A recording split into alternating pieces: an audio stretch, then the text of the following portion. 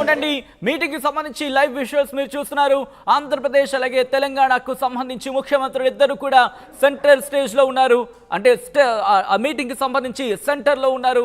At the same time ఇతర శాఖల అధికారులు ఇటు తెలంగాణకు సంబంధించి ఒక్కసారి చూడండి, ఆ సారుద్భవానికి సంబంధించి ఒకరినొకరు చిరునవ్వులతో పలకరించుకుంటున్నారు.